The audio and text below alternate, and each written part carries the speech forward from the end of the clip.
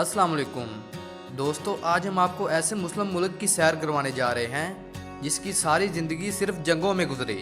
हर किसी ने इस पर कब्ज़ा करने की कोशिश की, लेकिन कुछ देर बाद इसे शर्मिंदगी से यहाँ से जाना पड़ा। जी हाँ, आज हम सैर करने जा रहे हैं अफ़गानिस्तान की। अफ़गानिस्तान ऐसा क्या करने जा रहा है जिससे इसकी तकदीर बदलने वाली है। पाकिस्तान से अफ़गानी क्यों नफरत करते हैं? अफ़गानिस्तान के इस हद तक के हालात का कौन ज़िम्मेदार है? इसके अलावा और बहुत से ऐसे हक़ाइक़ जानने की कोशिश करेंगे जो आपके लिए बिल्कुल नए होंगे। चलें इन सब सवालों के जवाब जानने की कोशिश करते हैं आज की इस वीडियो में। वीडियो शुरू करने से पहले नए आने वाले दोस्तों से गुजारिश है कि चैनल को सब्सक्राइब और लाइक ज़रूर कीजिएगा। चलें अब निकलते हैं अफ़गानिस्तान के एक शानदार सफ़र पर। इस मुल्क का ऑफिशियल नाम इस्लामिक रिपब्लिक ऑफ अफ़गानिस्तान है। इस मुल्क की कुल आबादी तकरीबन 4 करोड़ 33 लाख के करीब है, जो आबादी के लिहाज से दुनिया के 36वें नंबर पर आता है। रकबे की अगर बात करें तो इस मुल्क का कुल रकबा 6,52,000 मुरबा किलोमीटर है, जो रकबे के लिहाज से दुनिया के 41वें नंबर पर आता है। अफ़गानिस्तान एक लैंड लॉक कंट्री है जिसके जनूब और मशरक़ में पाकिस्तान, मगरिब में ईरान और शुमाली सरहदें वस्ती एशिया के ममालिक तुर्कमानिस्तान, उज़्बेकिस्तान और ताजिकिस्तान से जाकर मिलती हैं। इस मुल्क के सिर्फ 24% लोग शहरों में रहते हैं, जबकि 76% लोग गाँव में आबाद हैं। अफ़गानिस्तान का दारुल हुकूमत काबुल है, जो इस मुल्क का सबसे बड़ा शहर भी है। दोस्तों, इस मुल्क में लोग सबसे ज़्यादा खेती बाड़ी करते हैं और यही इनका सोर्स ऑफ इनकम भी है। क्योंकि यहाँ बहुत ज़्यादा जंगें रहीं, इसलिए दुनिया की बड़ी कंपनी कम ही आती हैं। तकरीबन 80% लोग खेती बाड़ी कर गुजारा करते हैं। दोस्तों, बहुत से लोगों को ये कन्फ्यूजन रहती है कि अफ़गान और अफ़गानी में क्या फ़र्क है। असल में वहाँ पर रहने वाले लोगों को अफ़गान कहते हैं और इस मुल्क की करेंसी को अफ़गानी कहते हैं। दोस्तों, इतने साल जंगों में रहने वाले मुल्क की करेंसी पाकिस्तान और इंडिया से ज़्यादा मजबूत है। एक अफ़गानी पाकिस्तानी तकरीबन 4 रुपये के बराबर और इंडियन 1.26 रुपये के बराबर है। दोस्तों, क्या आप जानते हैं कि अफ़गानिस्तान का नेशनल गेम क्या है? आप सोच रहे होंगे क्रिकेट, लेकिन ऐसा नहीं है। हालांकि क्रिकेट में अफ़गानिस्तान तेज़ी से तरक्की कर रहा है, लेकिन इसका नेशनल गेम बुज़काशी है। कहते हैं कि यह खेल अफ़गानिस्तान के लोगों में बहुत ज़्यादा फेमस है। इसमें 2 टीमें बनती हैं और तमाम खिलाड़ी घोड़ों पर सवार होते हैं, बकरी को पकड़ने के लिए जाते हैं और पकड़ने के बाद एक सर्कल में फेंकते हैं। देखने में यह खेल ख़तरनाक लगता है। दोस्तों, इस मुल्क की ऑफिशियल ज़बान पश्तो और दोहरी है। इस मुल्क में 99% आबादी मुस्लिम है। दुनिया में सबसे पुरानी ऑयल पेंटिंग का आगाज़ भी अफ़गानिस्तान से हुआ। कहा जाता है कि इस पेंटिंग का आगाज़ 7वीं सदी ईस्वी से हुआ। दोस्तों, इस मुल्क में तालीम की शरह सिर्फ 36% है। मतलब लोग अपने बच्चों को स्कूल भेजना पसंद नहीं करते। लेकिन ये हालात कैसे हुए, इसको समझने के लिए हमें तारीख़ पर नज़र डालनी पड़ेगी। दोस्तों, क्या आप जानते हैं अफ़गानिस्तान को ग्रेवयार्ड ऑफ एम्पायर भी कहा जाता है। मतलब आज जो भी सुपर पावर अफ़गानिस्तान पर कब्ज़ा करने की कोशिश करती है, यह ज़्यादा देर यहाँ पर ठहर नहीं सकी। सबको यहाँ पर शिकस्त हुई। 19वीं सदी में ब्रिटिश आए, लेकिन बहुत ज़्यादा दर्दनाक शिकस्त का सामना करना पड़ा। 21वीं सदी में अमेरिका आया और इसको भी मुंह की खाकर जाना पड़ा। अगर इससे भी पहले की तारीख पर नज़र डालें तो ये कोशिश सिकंदर आज़म ने भी की, बादशाह अकबर ने भी की, शाहजहां ने की, चंगेज़ खान ने की और राजा रंजीत सिंह ने भी की। लेकिन कहा जाता है कि अफ़गान लोग ऐसी मुश्किलात पैदा कर देते हैं कि जो भी यहाँ कब्ज़ा करने के लिए आता है उसे वापस जाना पड़ता है।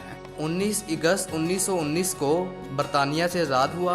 अमानुल्लाह खान और अंग्रेज़ों के दरमियान रावलपिंडी में एक मुआहदा हुआ, जिसके बाद अफ़गानिस्तान को आज़ादी दे दी गई। आज़ादी के बाद खाना जंगी का आगाज़ हो गया। कुछ ने रूस को सपोर्ट किया और कुछ ने बरतानिया को। जब पाकिस्तान बना तो ज़ाहिर शाह मुल्क का बादशाह था।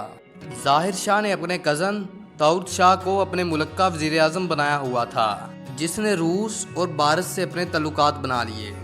लेकिन पाकिस्तान से बेइंतहा नफरत थी। दोस्तों, क्या आप जानते हैं कि इस वक्त अफ़गानिस्तान वाहिद मुल्क था जिसने पाकिस्तान की आज़ादी को तस्लीम नहीं किया था।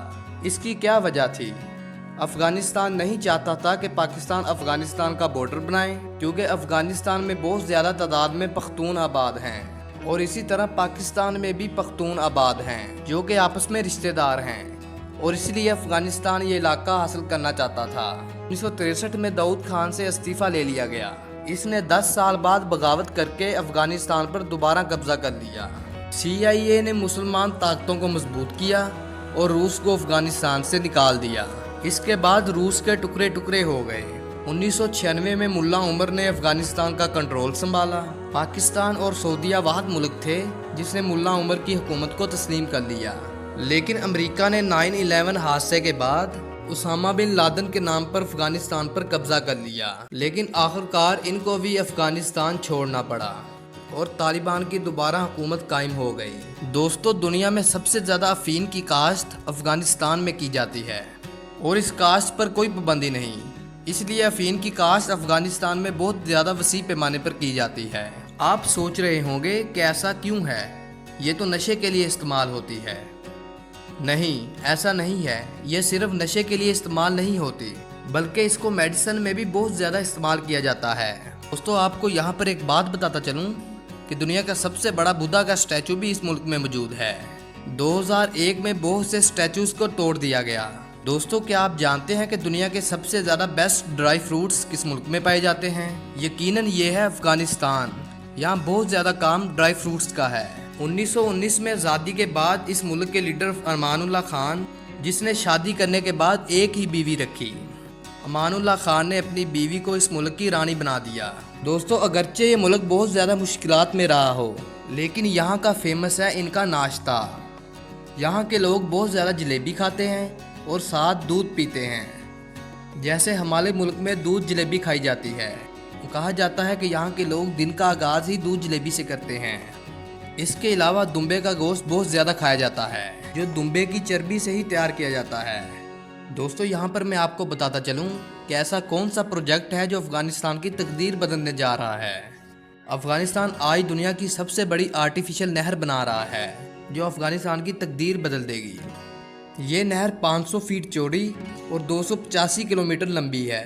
حیرانگی کی بات یہ ہے کہ افغانستان نے اس نہر کو بنانے کے لیے کوئی انجینئر ہائر نہیں کیے اور نہ ہی کوئی مشینری لی۔ افغانستان میں 4 بڑے دریا ہیں، لیکن یہ دریا اس ملک کی پانی کی کمی کو پورا نہیں کرتے۔ یہ پروجیکٹ مارچ 2022 سے شروع ہوا اور 2028 میں پروجیکٹ مکمل ہونے کی تاریخ رکھی گئی۔ آنے والے دنوں میں یہ پروجیکٹ افغانستان کی قسمت بدل سکتا ہے۔ دوستو، پاکستان میں سی پیک سلو کرنے کے بعد چائنا نے افغانستان میں بھی سڑک بنانے کا کام شروع کر دیا۔ تمام پرانے ٹنلز کو ٹھیک کر رہا ہے اور کچھ نئے ٹنلز بھی بنا رہا ہے، کیونکہ افغانستان کا ایک چھوٹا سا حصہ چائنا کے ساتھ بھی لگتا ہے۔ دوستو، یہ تھی آج کی ہماری انفارمیٹیو اور دلچسپ ویڈیو۔ آپ کو ویڈیو کیسی لگی کمنٹ میں ضرور بتائیے گا، اور نئے آنے والے دوستوں سے گزارش ہے کہ چینل کو سبسکرائب اور لائک ضرور کیجیے گا۔ اگلی ویڈیو تک اللہ حافظ۔